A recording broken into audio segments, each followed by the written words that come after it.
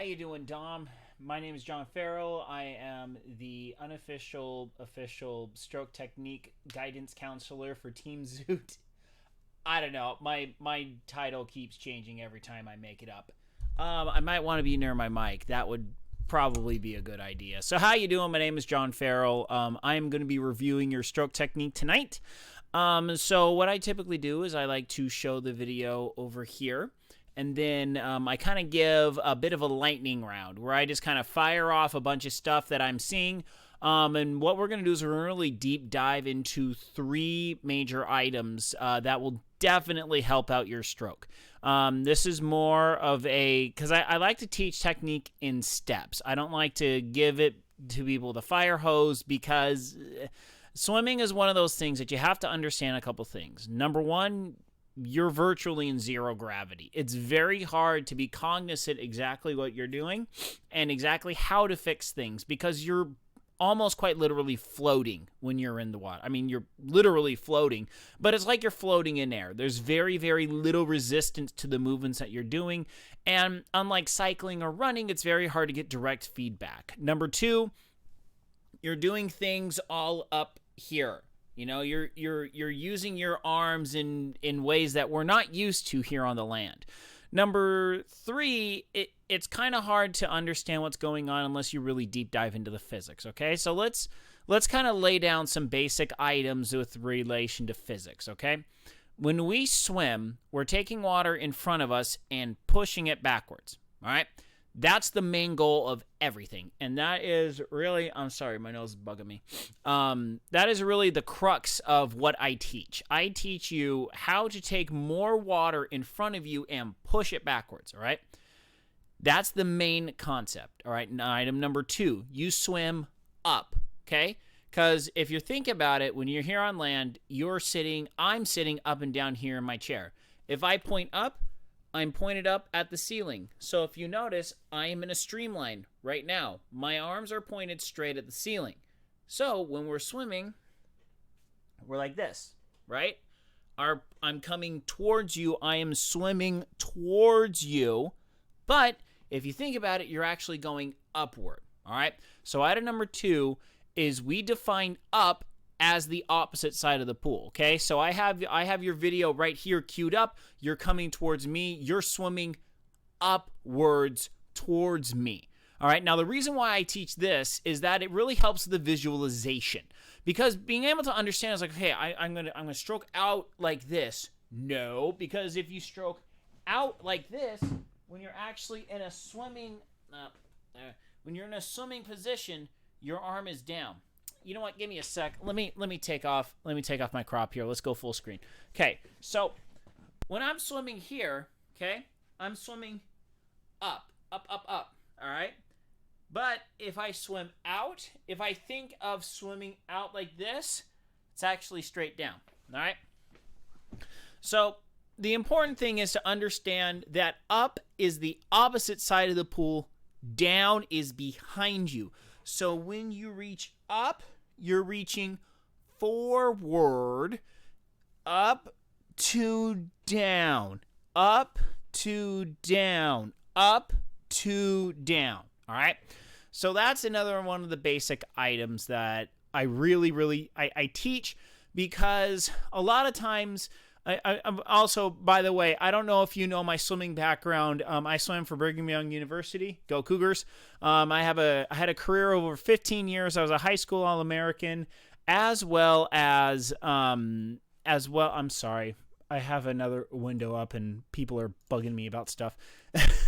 As well as swimming against world record holders and top tier athletes. I was top 100 NCAA my senior year of college, so I have a lot of experience in high levels of competition in swimming.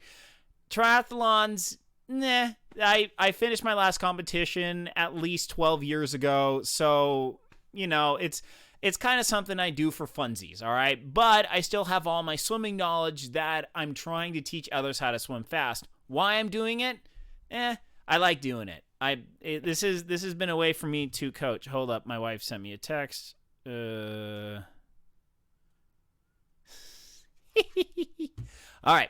I'm sorry, I have to keep track of my texts because my kids are in bed, so I have to make sure that I'm not needed for daddy duty. Okay, so those are the basic items, okay? So now, with that in mind, the two major things in mind. Number one, you're swimming upwards. Number two, you're taking water in front of you and move it behind you. Let's review your footage and do the lightning round, all right? I'm going to get cropped, and we're going to hit go. All right, so first thing off the gate, you got to learn how to streamline. We'll talk about streamline in a minute. Number two, your actual pull phase is very short. You spend a lot of time moving your hand down in the water in a very short amount of time actually pulling backwards. Number three, your legs are doing nothing for you. This is a classic case of what I call the wiggle kick. Your legs are wiggling. They're not really kicking. They're not pushing water, all right? Now, also, you tend to breathe every single stroke, which is honestly very common. Very much so recommend breathing every 4 strokes. Another thing, too, is your shoulders are very, very flat on the water, okay? So, all right, so that's it for that. I don't want it to stop because then it does that. Darn you, VLC. This is the one thing that I do not like about you. All right. So that's the lightning round, all right? So a couple major things that I really want to work with you on is number one, we're going to talk about your pull, all right? Because in swimming, it's unlike biking and running, because in biking and running, it's all legs, okay? Yes, the arms pump a little bit.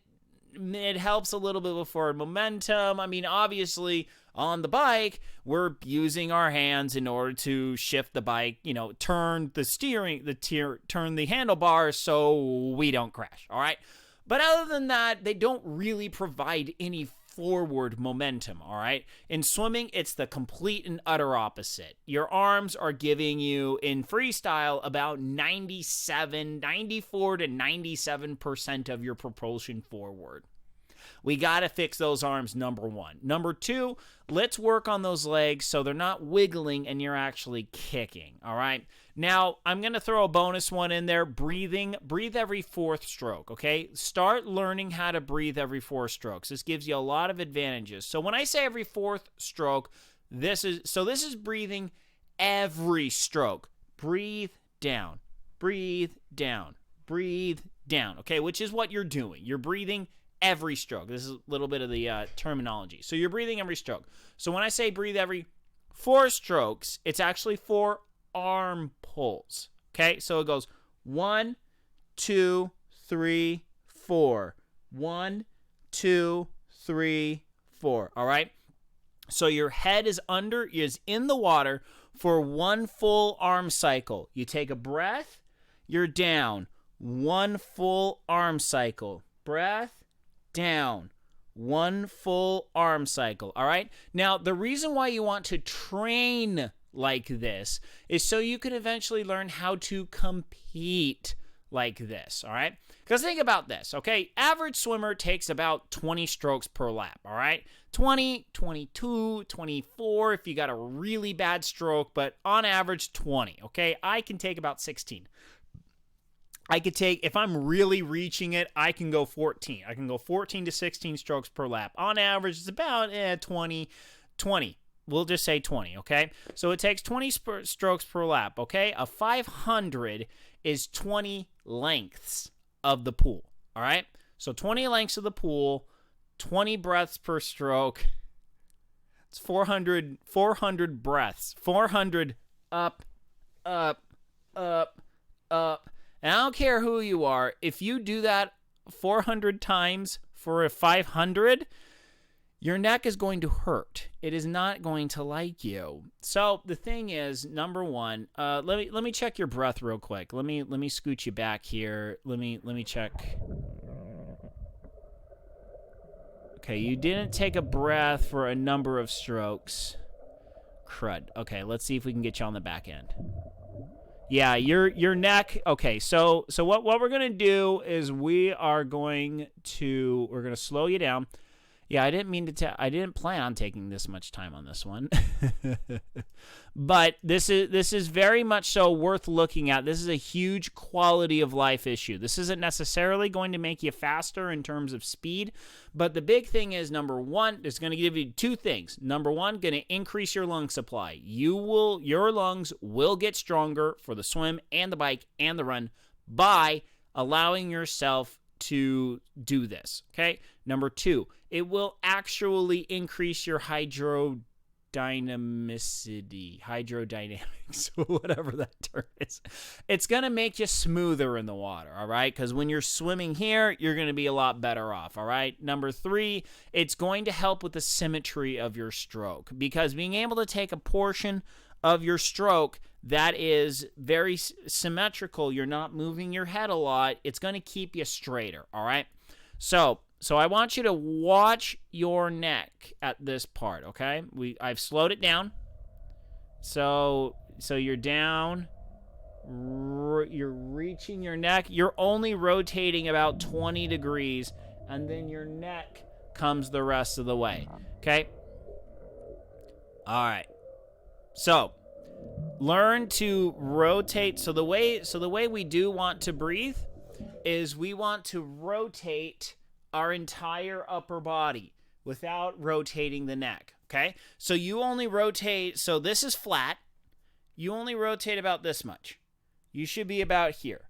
At least 45 degrees, if not greater than 45 degrees, all right? You don't want to be a full 90. You don't want to be past 90. Past 90 is bad. That's over rotation. We don't want to do it. 90 is the absolute max. However, if you can get to 45 degrees of rotation, that's going to be just fine, all right? Beyond 45 degrees takes a lot of time and a lot of technique work. It's not really, the benefits of that over just learning how to get to a 45 degree, it's kind of diminishing returns. It takes a long time to really adapt and be able to get this kind of a rotation in without really just deep diving into your stroke and hours and hours and hours of technique work. So getting to a 45 is not too bad, and we'll talk about that when we talk about pulling. This will come a lot easier with a couple tweaks to your pull, all right? But when you rotate, allow that neck to rotate alongside with you, because when you take a breath, that arm is going to come out of the water. It's a lot easier to get that rotation in, all right? But just, we got to remember, try and get that rotation onto the other side. So that's number one, okay? Number two, let's talk about that pull, all right? That pull, there's a lot to work on, but let's kind of focus in on, I'll try to focus in on a couple things. I'm probably going to be telling you a lot. I'll be brutally honest with you, okay? Because there's a lot of things that do need to be worked on. Okay, I would say your stroke is a very basic swim stroke for a couple of reasons. Number one, you do not have a very good catch, all right? The catch of the stroke is what is determined at the very start of the stroke, all right? So the stroke is divided up into two parts, a pull and a recovery. And I am hitting chords back here. I'm sorry, I'm a Twitch streamer. I stream on twitch.tv,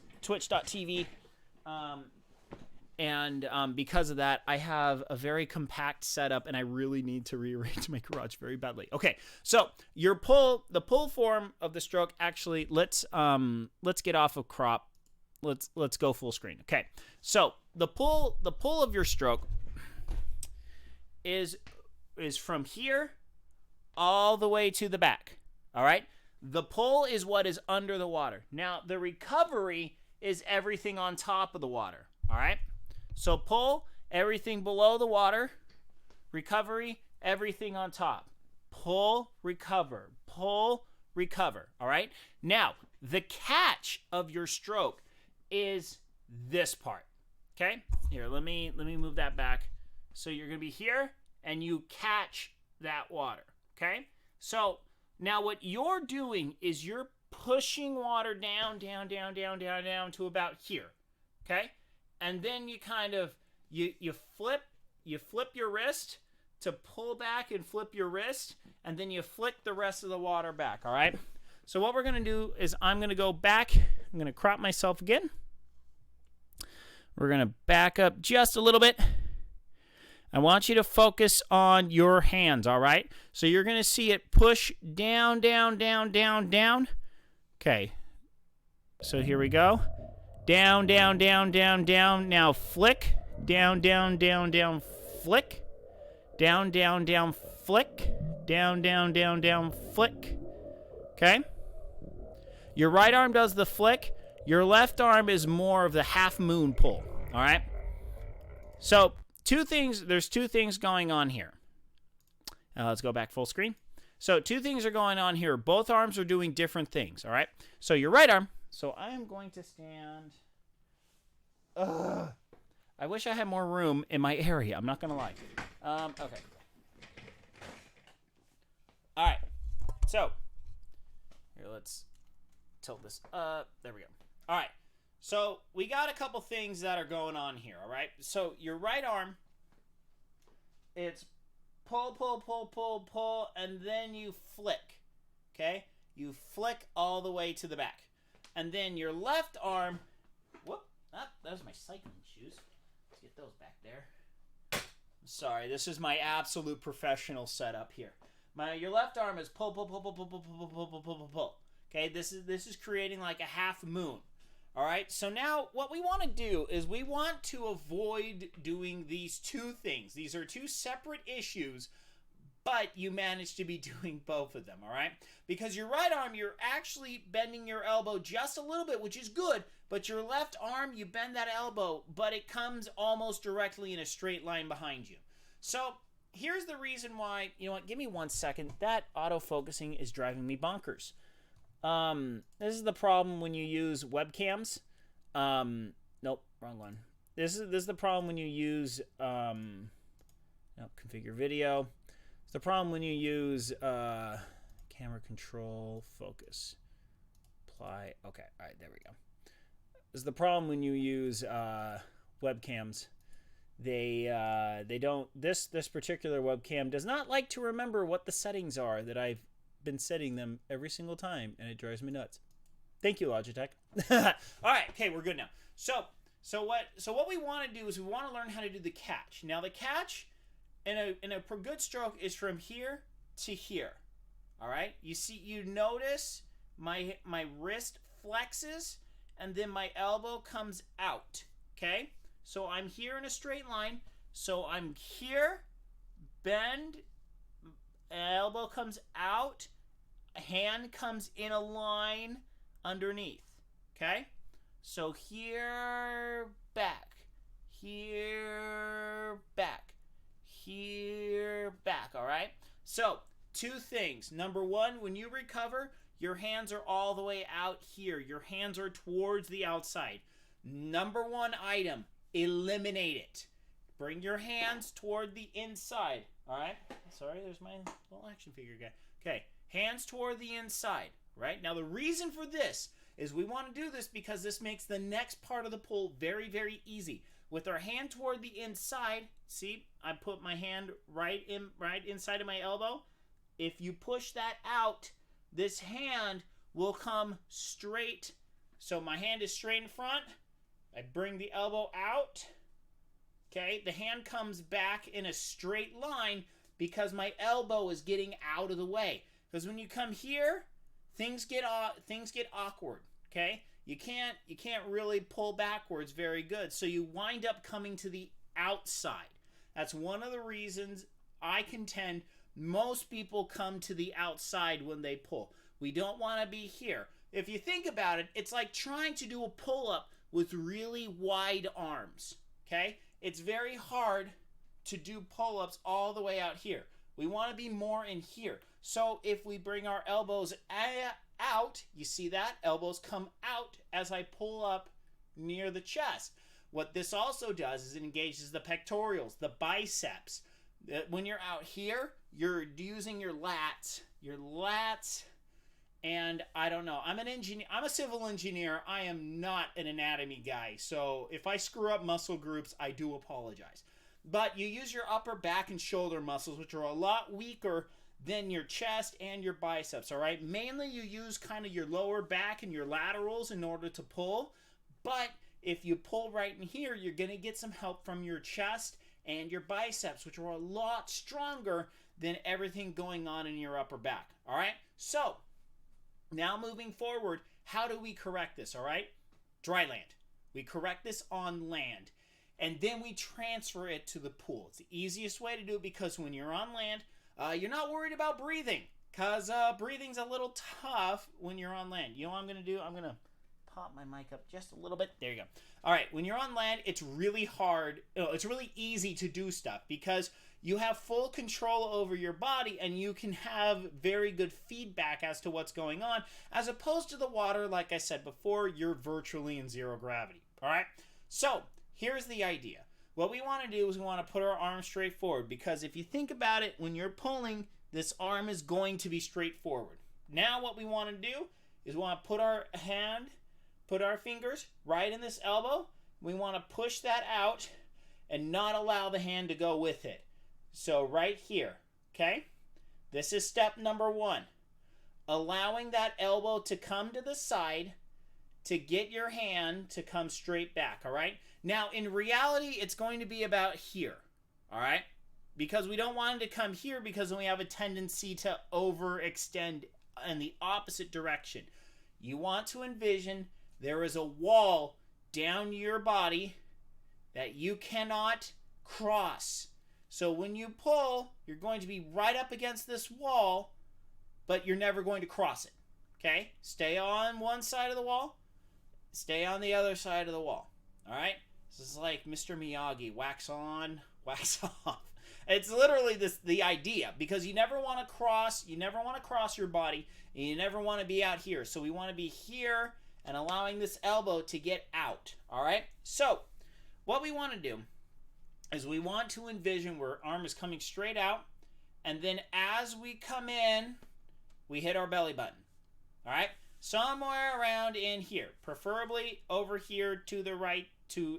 You're on your right side, you're on your left side, straight right to here. Okay?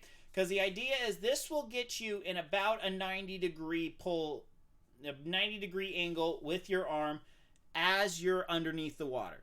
All right? Now, the reason for this is the optimal angle, allegedly, is 110 degrees. So it's about here. All right? So when you pull, you're going to want to be right about here. Number 1, your wrist is always in line with your forearm. This does nothing for you. Don't do this. You want to have a nice, strong hand as you pull backwards. The reason why we don't want to do this is the instant your hand flops, you've lost all your strength. You've lost that grip on the water. You've lost all of that really good stuff that you've been working for, okay? You're going to be here, push, okay?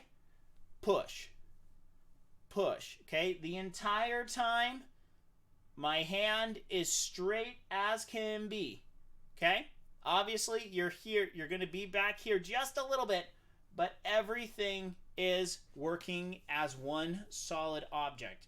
Your arms and your legs are oars. They must stay stiff or you will lose all of that strength that you're pulling in the water. All right? Now, number 2, arm, hand right here. All right? This is the other way that you do it, all right? Because you're going to be here with your hand. Start here. Okay? Hand stays straight. Your hand goes into the water. You start your pull. Come here. All right? Here, back. All right? Easy way to work on this is you get something solid. Got my fan here. Okay? So I'm here. I'm going to squat down a little bit, make sure I don't hit my tire. I am hitting my tire. So you're here, push. Okay? Get like a table, something. Like even get down if you have to. Get a high counter, high shelf, something. So you're going to be here, and you're going to try and get to here on the vertical, and then push up. Because you want to work on using this muscle, okay? You're going to feel it tighten all in your front. That's what you want to be working on. Oh, okay, good. I did not break my fan. Wonderful. Okay, so that's the biggest thing. So now what you want to do when you get to the pool, you want to work on this, all right? Number one, easiest way to work on this is getting a snorkel. Okay. I don't know if I still have my snorkel. I may have thrown it out. Let me check.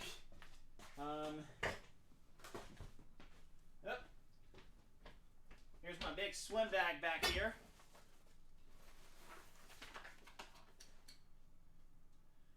And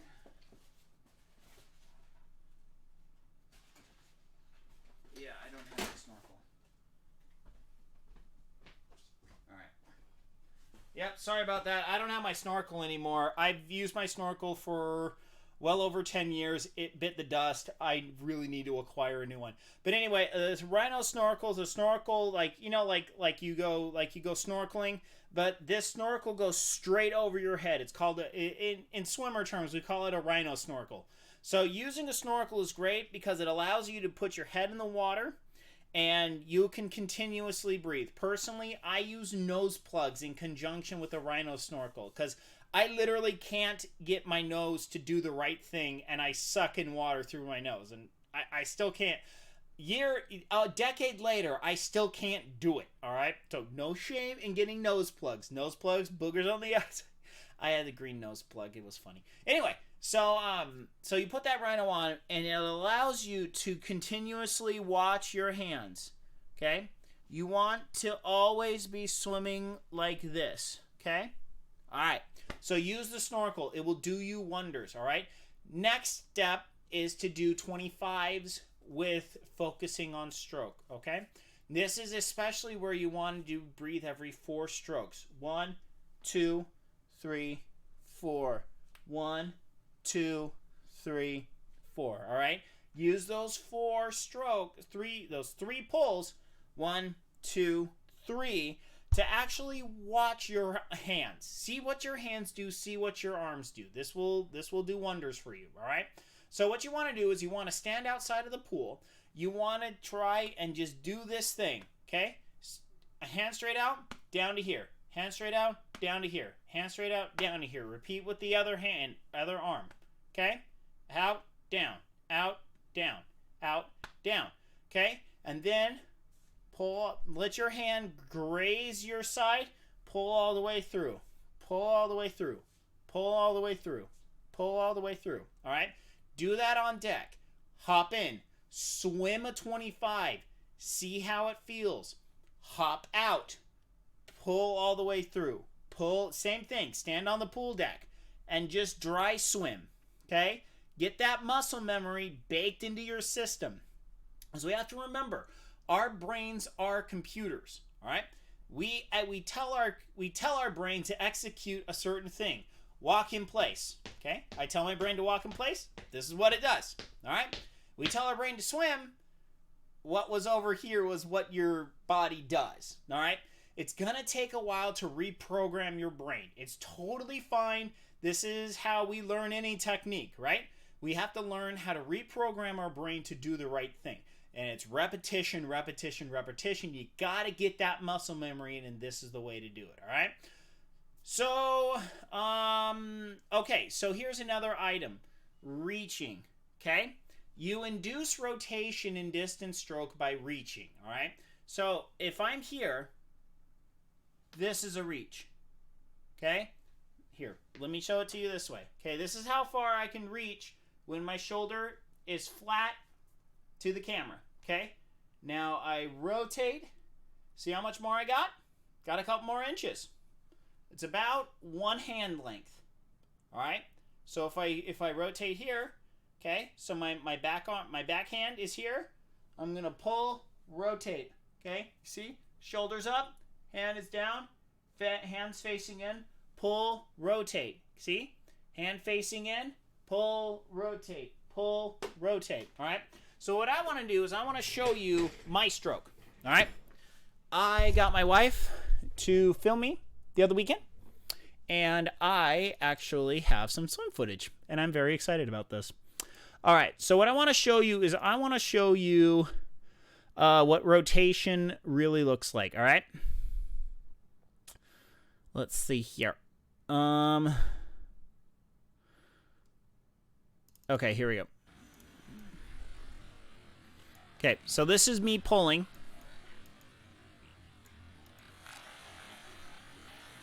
Okay, so you see that shoulder comes out of the water. Then that shoulder goes back down underneath the water. Now you see my hand. Grab, grab, grab, grab, grab. Push all the way back. Okay, hand all the way forward. I'm on my side. I'm rotated. My body is staying in a very straight line. Now I will openly admit I'm using a Team Zoot pull buoy as well as paddles. Okay, so this was done specifically for pulling. Now, just the biggest thing is the rotation. I want you to see the rotation, and when I do a flip turn down at this end, you'll see me coming back. And yes, the video is still on slow motion, all right? So there's a flip turn, push off in a streamline. My streamline's garbage because I'm wearing paddles. Okay, so you see that hand enters the water, and I dip that hand down to pull back, okay? My hand is perpendicular to the water surface as much as possible. That will get you a lot. That will get you a lot of purchase. It's called purchasing the water. It's gripping. You're gripping a lot of water this way. All right. So it's important to use that rotation to your advantage. At this point, I'm not going to really deep dive too much into rotation.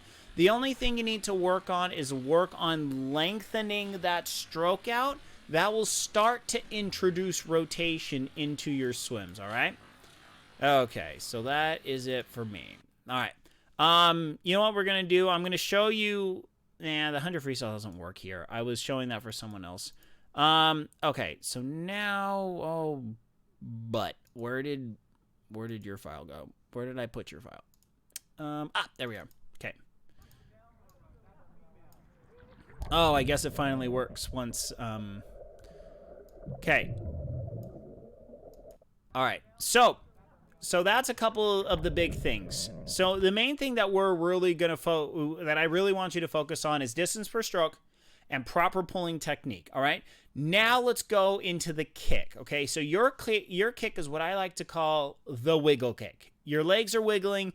They're not kicking. You're not the first. You're not the last. Don't feel embarrassed. All right. Now here's the thing. In triathlons, in distance swimming, especially if you're swimming a sprint, if you're swimming the 500 or 750 freestyle, I can't remember exactly which one's which. I've seen it different in different courses. If you're swimming a sprint, you gotta kick. You just have to. It's too short to not kick, all right? Now, when you're swimming Olympic or half Ironman, I lump those two as the same distance, even though the Olympic is about 1,500 and the half Ironman is a little bit over 2,000, all right? So it's like 2,100 yards. So you're only swimming maybe another 500. It's really not that much. If you can swim a mile, you can swim a 2,000. It's really not that big of a difference, honestly. So when you get into those, the kicking is going to be less spurt. You're going to be using your kick less, all right? Now, especially if you get into the full Ironman distance, then realistically, you do not want to kick that much at all. Your kick is going to be there to stabilize your body and help get it into rotation. You're not really going to be using it for propulsion, all right? Now, if you're doing Olympic distances, your kick will be significant for you. Now, here's the big thing. The main reason why I very much so recommend against or moving away from a wiggle kick as much as possible is a couple of reasons, okay? Number one, let's talk about biology. Your body requires three things to function. It needs oxygen, it needs water, it needs calories, it needs a fuel supply, all right? So when we're swimming, we only have the chance to fuel right at the beginning, right before the race starts, all right? Most people like to pop a gel. I like to pop a caffeinated gel and wash it down with some Gatorade right before the race. So that way I have a good calorie supply going into the swim. Now, there's no way realistically to fuel during the race unless you sneak a gel up your sleeve, which would be awkward as all get out. So I don't recommend that at all. So what we have to do is we have to make whatever fuel we have last throughout the swim, okay? So the way we do that is a couple different ways. Number one, we develop a very efficient stroke. In other words, we're getting maximum distance per stroke. We're not wasting time. We're not wasting energy counteracting drag. We have a nice body position on top of the water. We're wearing the proper gear. You know, we're wearing a good wetsuit for the long distance races. You know, all these things. So what we're really trying to focus on, and then the last item is not expending energy where it's not needed. Okay? Don't expend unnecessary energy. Any movement of your body expends energy. All right? So, if our legs are wiggling like this, you're moving your legs. You're burning calories, okay? You're burning your fuel supply. It is my opinion that most of the people that swim, that if you swim a while and you kind of get winded, it's probably because you're kicking too hard and your kick is doing nothing for you, all right? So, let's really watch this kick with that in mind, okay? So you're obviously moving your legs, but right now your legs are only moving about this much up and down, okay? But not only that, you're kind of drawing your legs in. You're drawing your knee towards your chest, and in your mind you think that you're kicking. You're like, okay, well, I'm moving my legs, I'm moving them back and forth. But the problem is, here, see right here. See, your knees are drawing down. Your knees are drawing down a little bit, but it's more of this motion, all right? So you're snapping your legs out and thinking that you're actually kicking, all right? So here's what we want to do. Kicking is kind of the same idea that I was talking about with the pull. You want to have very stiff legs when you're kicking. You never want to have them be gelatin-esque, all right? So you want to kick with very straight legs, all right? That is my first recommendation. Number 1, kick without bending your knees at all. No knee bending, all right? Later, we can add knee bending back into the equation, okay? Now, what I want to do is I want to go back to one of my videos. I actually did some kick, and I want you to watch my kick versus your kick, all right? So, number 1, my feet are coming out of the water, and they're coming down and they're oh, shoot. You know what? I did it again. I'm still getting used to this. Okay. So, hold up. Let's go back. All right. So this is me kicking for a 50. So if you see, my feet are actually coming out of the water, and they're coming back into the water each time I'm kicking, all right? So there's not too much flexion in the knee, but I am lifting my entire leg the entire time that I am going, okay? So you see that there is a definite separation in my upper legs. My thighs are coming here. So I am bringing it up, but I'm also kicking down, all right? So my legs are moving up and down. That's kind of one of the main secrets that not a lot of people talk about, is that a kick is actually an up and a down motion. It's not just a down, down, down, down, down, down, down, down. It's an up, down motion, all right? Now, the main reason for this is we want our legs to be as stiff as possible. All right? Just remember, you lose that stiffness. It's like you're trying to paddle on a kayak, but it's got a bending joint in the middle of the oar. It's going to be very hard to get any real strength out of that in the water, okay? Now, with that in mind, how do we get this done? All right? So I'm sitting in my chair. This is how you want to work. This is how you want to work at this, all right? Now let me think. Nope, there you go. There you go. Let's move this behind, okay? So first off, right here, all right? Now let me see if I can shove myself backwards just a little bit. Okay, so right here, we start like this, all right? So we start just like this. You can be on the ground, or you can be in a chair. But you point the toe, number 1. Number 2, leg straight. Number 3, kick. Just like this. Do not bend your knee. Okay? This is mainly working your quads and your hamstrings. Okay? We're working on making the leg move as one single item. We want the entirety of the leg to move. Next, we're actually going to get on the floor. Let me get back. Let me get down here. We're going to get on the floor, and we're going to do the same thing. All right? Going to kick just like this. All right? And I don't have any room. Okay. I am very sorry. I swear, one of these days, I will clean my dang garage out. All right. There we go. All right. So those are the two ways. Those are the two main exercises that you're going to do on land. Okay. Now, when we get to the pool, what we're going to do is we're going to do some drill 25s. So first off, you get your kickboard, slap it on the deck. Okay. Sit on the deck. Do just what I did on your butt on the kickboard, kicking with straight legs. Okay. Next, roll over on your belly. Same thing. Kick with straight legs, belly on your kickboard. All right. This is called a Superman kick. All right. This is a very popular dryland technique for helping to strengthen your lower back as well. This is a really good core workout for your back. On your belly, it's really good for your abs and just kind of your general core, for lack of a better term. And then when you roll onto your belly, it's really good for your lower back as well. So you'll be getting a really good core workout this way, and you're going to be learning proper kick technique. All right.